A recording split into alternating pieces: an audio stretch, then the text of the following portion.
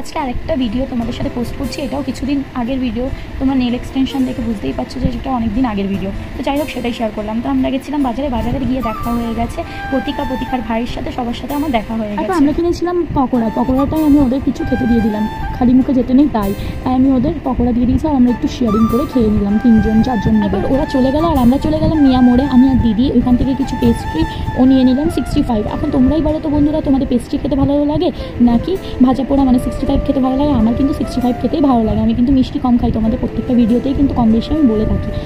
ওখান থেকে তোমরা দেখতেই পাচ্ছ আমাদের নেওয়া হয়ে গেছে, দিদিরও পেমেন্ট করা হয়ে গেছে এবং আমারও পেমেন্ট করা হয়ে গেছে। তো আমি খাইয়েছিলাম দিদিকে 65 এবং দিদি খাইয়েছিল আমাদের পেস্ট্রি। তো এই দেখো আমি আর দিদি কিন্তু হাফ শেয়ার করে খেয়ে নিচ্ছি। আর এটা কিন্তু আমার খুবই ভালো লাগে খেতে, আর প্রচুর টেস্টিও ছিল। তো যাই হোক বন্ধুরা, তারপর আমরা চলে গেছিলাম পালপাড়া। তারপর আমরা পালপাড়া চলে এসেছি। পালপাড়া থেকে আমাদের আরও কিছু জিনিসপত্র ছিল, আর আমি তোমাদের আগে ভিডিও দেখিয়েছিলাম। আমি কিন্তু শনিবারেরই এই ভিডিওটা। তো এই শনিবারে একটুখানি পুজো হচ্ছিলো, সেখান থেকে আমি আর দিদি প্রসাদ নিয়ে নিয়েছি। তারপরে আমি চলে গেছিলাম কসমেটিকের দোকানে। তোমরা দেখতেই পারছো আমার কতগুলো টাকা চলে যাচ্ছে বন্ধুরা, এতগুলো কসমেটিক কিনে ফেলেছি, খুব কষ্ট হচ্ছে। তো যাই হোক বন্ধুরা, এরকম ভিডিও দেখতে আমাকে ফলো করে রেখো। আবারও দেখা হবে নেক্সট ভিডিওতে। ভালো থেকো, সুস্থ থেকো আর নিজের খেয়াল রেখো। টাটা বন্ধুরা।